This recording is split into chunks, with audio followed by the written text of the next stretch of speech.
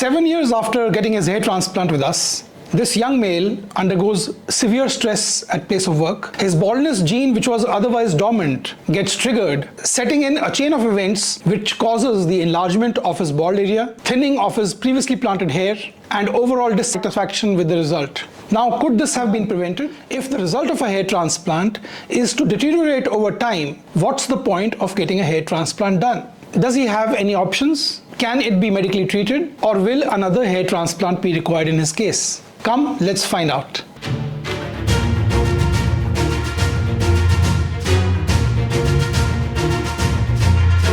So this person underwent a hair transplant with us with about 3,000 grafts. Everything was hunky-dory. He was on oral finasteride for about 2 years. Very excellent result. And you can see here the result that he got after 1 year of his hair transplant. He maintained that result for almost like up to 7 years, in spite of the fact that he had not been on oral finasteride for 5 long years. And that is because his baldness had stabilized. When baldness stabilizes, you don't need to take finasteride. But then a stressful life event happened and he lost hair by the loads. And now he is here with us with a crown area which is expanded in size. The native hairline behind the planted hairline has regressed further. So since there is a lot of thinning, we have advised him to take oral finasteride for 4 months, and then I will reassess the situation, see how many grafts are required, and do a second hair transplant. Most of the thinning hair will recover over 4 months. It will also decrease the requirement of grafts, which if I was to do now will require another 3,000 grafts from the scalp as well as from the body. Waiting for 4 months to 6 months will decrease his balding area, will stabilize his baldness, give us good quality robust grafts from the donor area, which will also decrease the number of grafts that he'll eventually get. And most importantly, he will not require body grafts to supplement scalp grafts, because the graft requirement as it is would have decreased with the use of finasteride. Most of the thinning hair would have returned back to their pristine shape, their robustness, their thickness, their shine. So you can see his result, his timeline of result over the last 7 years, his result after 1 year of hair transplant, and now his result after 7 years of hair transplant.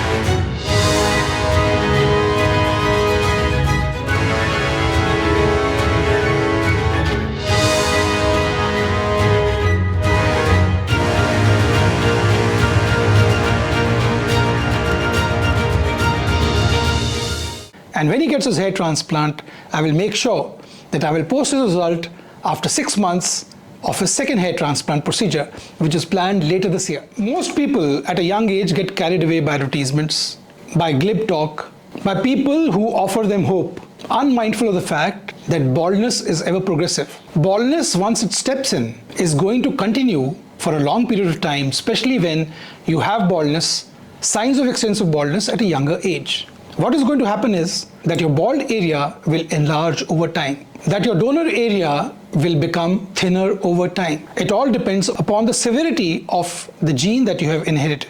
Even after a hair transplant, if your baldness is progressive, your area will continue to enlarge even with the cover of finasteride till you achieve the final grade you are destined to get. Baldness progresses even in the donor area. Without finasteride, it will continue to thin the donor area. Even transplanted hair, the health of which is a reflection of the health of your scalp donor, will continue to thin over time. And therefore, I always keep advising that if your baldness is progressive, and especially if you're a young male 25 to 35 years of age, you have to be in close touch, close communication with your doctor, who will continue to tailor your medication as your baldness progresses. And he will stop it the moment the baldness gene switches off.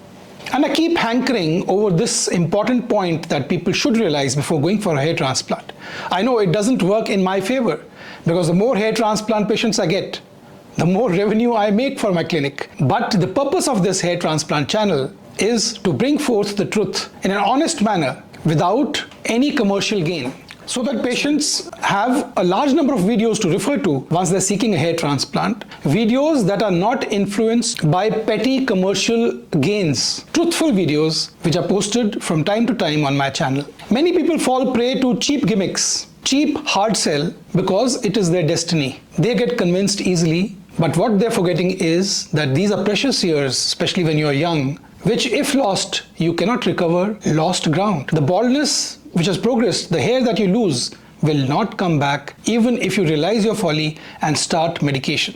But the impatience of youth is such that they will not listen to reason. They think that there is a utopia that exists after hair transplant. The baldness gene, they think, switches off after hair transplant. There will be no further progression and all will be well that ends well after hair transplant. That is actually very far from the truth. Whatever the clinic promises you, howsoever many free PRPs that it gives you after hair transplant that should not have been done without proper preparation, without stabilizing your progression of baldness, is not going to serve your long-term goals and objectives. So if you are in the age group of 25 to 35, you do not heed to medical advice, you easily fall prey to marketing on the internet, seeking so-called safer alternatives, and you continue to follow unhealthy lifestyles and get a hair transplant, let me assure you, you are doomed as far as your baldness is concerned.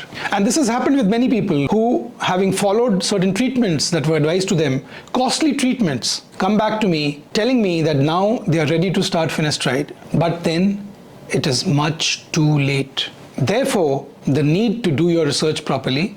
If you think that you cannot follow a particular modality, you're very young and you're biased, you don't even want to try out a protocol, I will advise that you should stay away. Don't touch a hair transplant clinic even with a barge pole. It is not for you. You will be losing precious time, precious emotions, and a lot of money in this process. So if you have any questions, any doubts in your mind about hair transplant in general, about the use of medication in hair transplant, about hair loss, or any other query about hair, do let me know, and as always, I'll be happy to help you. Have a nice day and God bless you.